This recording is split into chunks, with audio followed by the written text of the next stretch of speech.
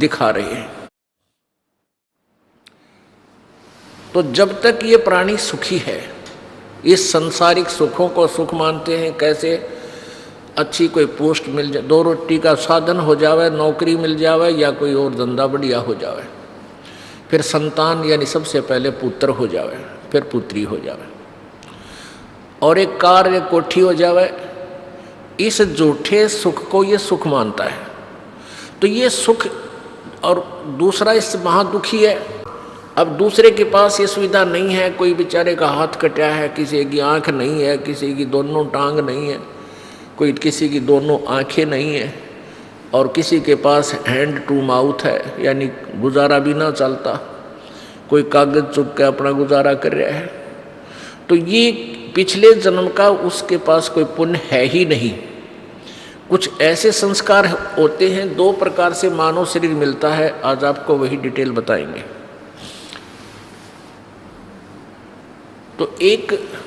तो ऐसे जो प्राणी अब नजर आता है कि बहुत सुखी है, और वो फिर क्योंकि सुख जितना भी उसको उसके भाग्य में प्रभु ने लिखा है, वो सुख उसको पूरा देता है काल भगवान। कई अच्छे अधिकारी, कई बड़े सेठ देखे हैं कि उनके सारे जीवन में कोई विशेष आपदाएं नहीं आई, और लास्ट में कति अंत में उनकी वो दुर्गति देखी है कि उसको देखकर कलेजा मुंह को आवे। और कुछ ऐसे भी पुण्यकर्मी प्राणी थे कि वो पहले सारे जीवन में भी स्वस्थ भी रहे, और उनके संतान भी अच्छी रही, ठीक रही, और मृत्यु अंतिम श्वास भी अचानक हार्ट अटैक से वो चले गए, यानी बुढ़ापे के कोल्लू में नहीं पिड़े।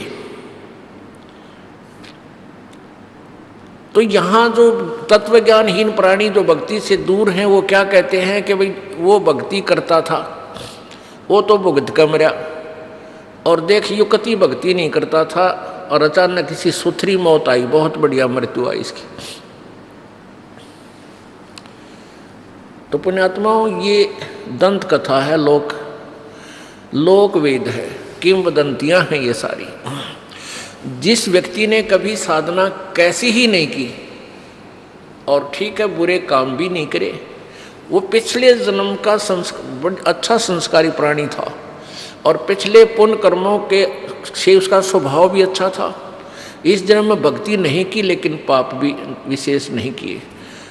तो पिछले पुण्य जब तक उसके चले, ये जीवन बिल्कुल पूरा का पूरा जीवन भी हमें ऐसा लगा जैसे वो सुखी ही रहा।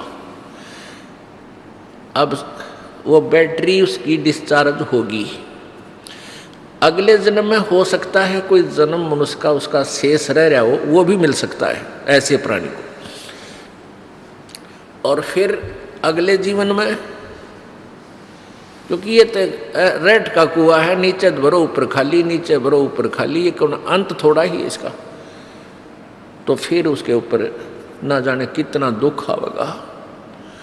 तो ऐसे ही जो प्राणी हमें सुखी नजर आवा था और भक्ति भी करता था, जैसी भी परंपरागत साधनाएं, जैसे साल भर में एक दो बार तो कहीं इष्ट धाम पर जाते हैं, मत्था टेक आते हैं, सारे बच्चा के तलक लगा देते हैं, सबकी धोक वहाँ लगवा लेते हैं। तो ऐसी साधनाओं को हम फाइनल मान चुके थे, या बहुत है। या कोई और अच्छी आत्मा थी, वो अपना को हनुमान चालीसा कर लेता था, हमारे जैसा कोई गीता जी का पाठ कर लेता था, शिव पुराण, विष्णु पुराण आदि इन ग्रंथों को पढ़ लेते थे। तो ऐसे हम अपनी एक जीवन शैली को निभा रहे थे, और ये सोच रहे थे कि हम कुछ तो कर ही रहे हैं।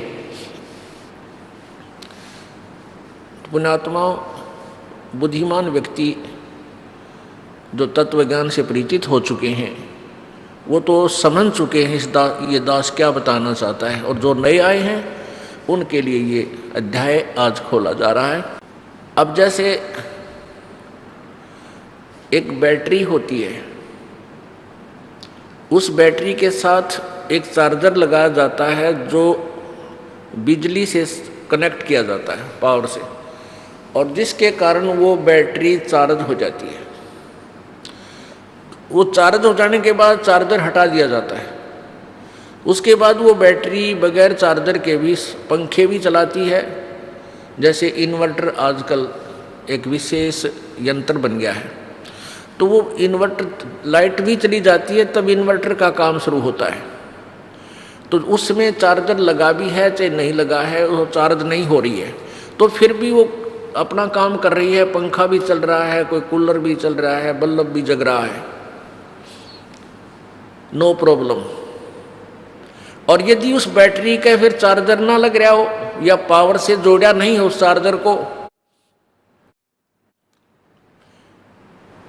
तो फिर जब तक वो बैटरी चार्ज रहेगी तब तक तो सारे काम होते नजर आएंगे।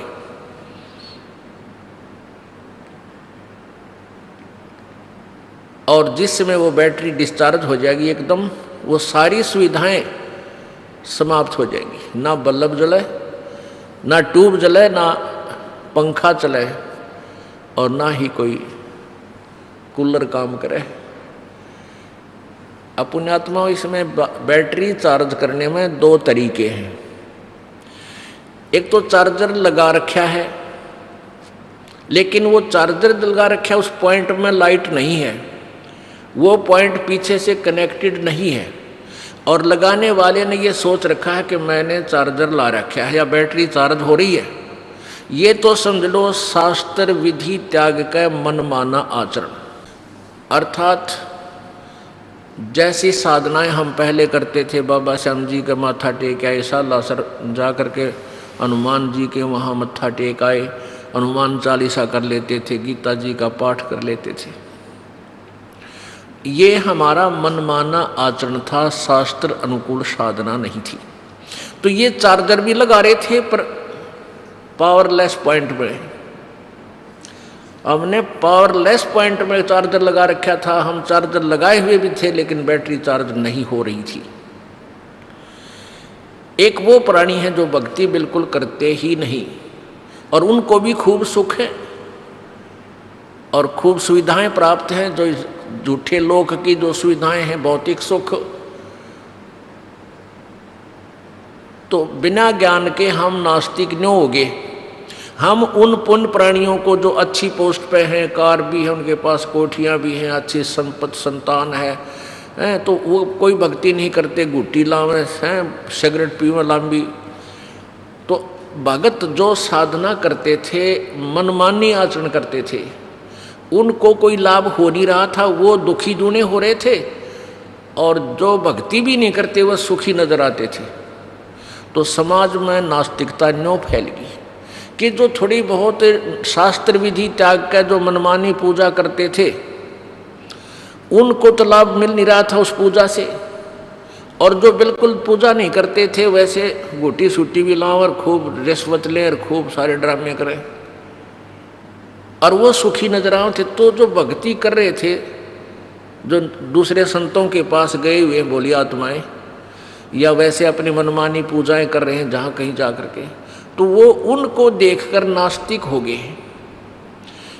जो थर्ड पर्सन होते हैं वो क्या कहते हैं कि भाई तुम तब भक्ति भी कर रहे हो और तुम्हारी दूनी दुर्गति हो रही है और ये भक्ति कर ही नहीं रहा, देख किसके ठाठ है भाई, कितना भगवान, ये तो कहने की बात है। तो जो जिसको परमात्मा का सहारा नहीं मिल रहा, तो वो व्यक्ति विवश हो जाता है इस बात पर विचार करने को कि भाई सचमुच में भक्ति कर रहा हूँ और मेरी ब्राह्मटी हो रही, और यो कभी कुछ साधना करता नहीं, सारा दिन बकवाद गड़े, ताश खेले, गुटी लावे, सिनेमा देखे और इसके ठाठ है। तो वो ज्ञानहीन प्राणी, अध्यात्म ज्ञानहीन प्राणी नास्तिक बन जाता है, उसी जैसा बन जाता है। इसलिए तत्व ज्ञान की आवश्यकता है, परम संत की आवश्यकता है। और परम संत के मार्ग में ये झूठे गुरु, ये नकली ऋषि महर्षि, ये सदा से आड़े आते रहे। परमेश्वर आए थे, बंदी छोड़ कबीर जी स्वयं आए थे, इसी तत्व ज्ञान का प्रचार करने लगे थे और किया मालिक ने आखिरी श्वास तक, आखिरी समय तक किया, जब तक यहाँ से उन्होंने प्रस्थान नहीं किया। लेकिन